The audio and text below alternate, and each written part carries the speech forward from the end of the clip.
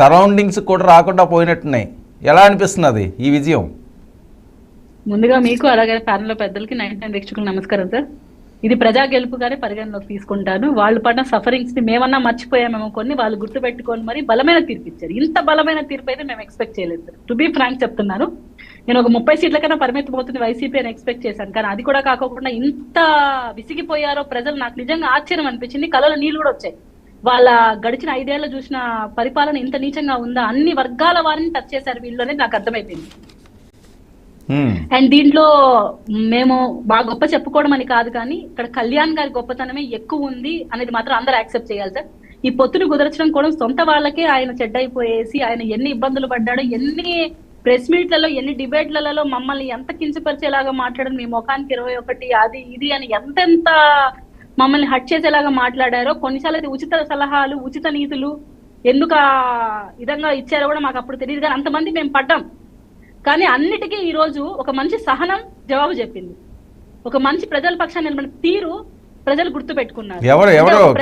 ఎవరు మిమ్మల్ని అంత అవమానించింది? జనసేన ఎంతమంది అవమానించినారో మీకు మేము ప్రత్యేకంగా చెప్పాలి డిబేట్ సాక్షిగా. ఇక్కడ కూర్చున్న ప్యానల్ మెంబర్లకు తెలియదా ఎలా అవమానించారో జనసేనని, టీడీపీని ఎంత విధంగా తోలనాడారో మేము ప్రత్యేకించి మీకు చెప్పాలా?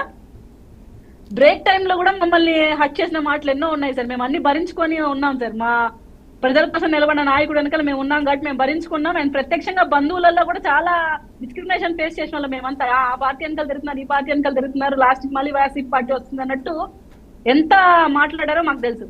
కానీ అన్నిటికీ మేము భరించేది మా నాయకుడిని ఎత్తిన సహనం, ఆయనలో ఉన్న నిబద్ధత. అందరం గుర్తు పెట్టుకోవాల్సింది ఆయన ప్రస్థానం. Truly inspiring to youth sir. Everyone has to accept that. ఎందుకంటే ఒక మనిషి గెలిచినప్పుడు ఎలా ఉన్నాడో ఓడినప్పుడు కూడా అలాగే ఉండాలి అనేది కొంతమంది నేర్చుకోవాలి. ఓడిపోయినా ప్రతిపక్ష నేతలు ఏదో కుట్ర చేశారని చెప్పుకునే అంత సిగ్గుమాల రాజకీయాలు అయితే పవన్ కళ్యాణ్ గారు చేయలేదు. మీకు ఒక 1 ఇయర్ టైం ఇస్తాను, పరిపాలన చక్కగా చెయ్యండి, ఆ తర్వాత నేను మాట్లాడతానని పవన్ కళ్యాణ్ గారు ఆలోచిస్తున్నారు. అండ్ నాకు హ్యాపీ థింగ్ ఏంటంటే జగన్మోహన్ రెడ్డి గారు నోటి వెంట ఎప్పుడు అత్తపుత్రుడు అని చెప్పే జగన్మోహన్ రెడ్డి నిన్న అహంకారం కాళ్ళకు తగిలి పవన్ కళ్యాణ్ గారు అన్నారు.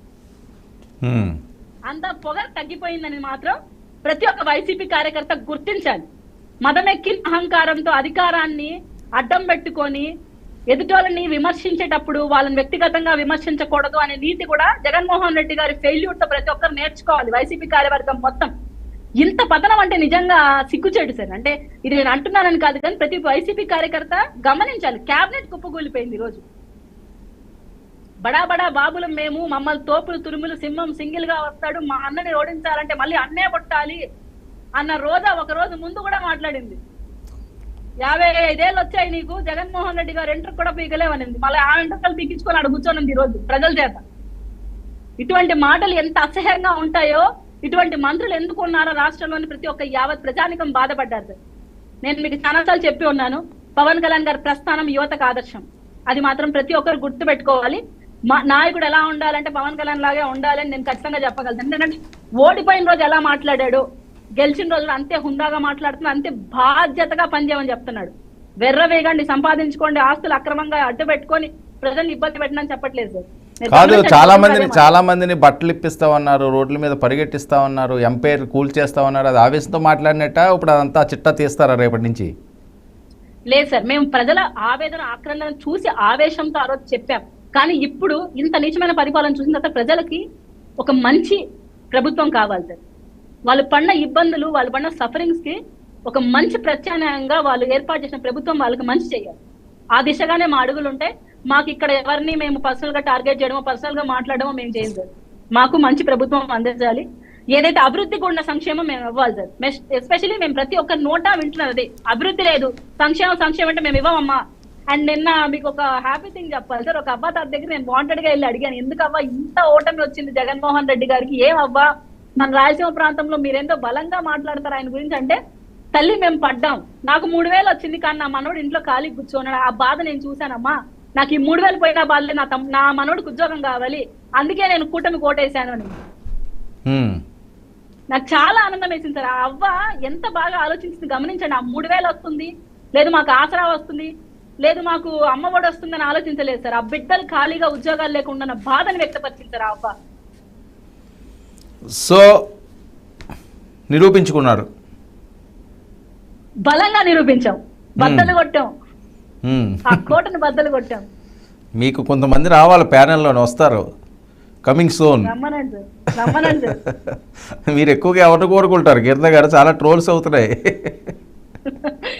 రమ్మనండి సార్, ఎవరు వస్తారు రమ్మనండి సార్, వారు కూడా యాక్సెప్ట్ చేయాలి సార్. సవాళ్ళు విచ్చలవిడితనంతో మాట్లాడాలి. సవాళ్ళు విసిన వాళ్ళందరూ కూడా మరి రావాల్సిన అవసరం ఉంది. మరి వాళ్ళు ఏం చెప్తారో రానివ్వండి సార్, పాపం వాళ్ళు ఆ పార్టీని సపోర్ట్ చేస్తున్నారు కాబట్టి వాళ్ళు మాట్లాడారు. బట్ నేనేంటంటే హుందాగా మాట్లాడదాం. ఇంకా మీటన్నా మనకు వచ్చిన మెజార్టీని మనం కళ్ళకు తీసుకోకుండా బాధ్యతగా తీసుకొని పనిచేద్దాం. ఎవరైనా కూడా మీరు చేసిన తప్పులు మేము చేయకూడదు, మమ్మల్ని చూసి మీరు నేర్చుకోండి అంటాం సార్.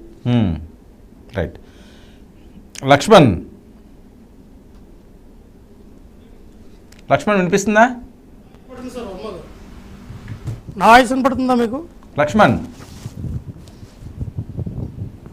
వర్మ గారు వాయిస్ వినపడుతుందా? Right, 1 minute. లక్ష్మణ్ వినిపిస్తుందా? వర్మ గారు మీ వాయిస్ నాకు వినపడుతుంది, నా వాయిస్ ఓకే వినిపిస్తుంది. ఓకే. లక్ష్మణ్ ఏంటి అనవసరంగా తప్పు చేశాను చివరి నిమిషంలో అని ఏమన్నా బాధ ఉందా? ఇంతకాలం పవన్ కళ్యాణ్ గారు జనసేన జెండా మోసి ఆ చివరి నిమిషంలో ఆ విజయ దరహాసాలు, విజయ ఆనందాలు కోల్పోయారు. ఎందుకు ఈ తప్పు చేశాను, అనవసరంగా వైసీపీలోకి వెళ్ళి ఎంత దారుణంగా ఇబ్బంది పడుతున్నానా అని ఏమన్నా అనిపిస్తున్నదా? వర్మ గారు మీకు అలాగే ప్యానల్ అటువంటి పెద్దలకి WNTV వీక్షకులకి యాజమాన్యానికి హృదయపూర్వక నమస్కారాలు అండి. అటువంటిది ఏం లేదు వర్మ గారు, ఖచ్చితంగా నేను తీసుకున్న నిర్ణయం ఏదైతే ఉందో మరి మంచిగా ఆలోచించి ఒక మంచి నిర్ణయం తీసుకున్నానని నేనైతే భావించిన తర్వాతనే 100% చెక్ చేసుకున్న తర్వాతనే పార్టీ నుంచి బయటకు రావడం జరిగింది. ఈ రోజున ఏదో జనసేన పార్టీ అలాగే బీజేపీ టీడీపీ కూటమిగా ఏర్పడి అధికారంలోకి వచ్చారు కదా, అరే మనం అధికార పార్టీలో ఉంటే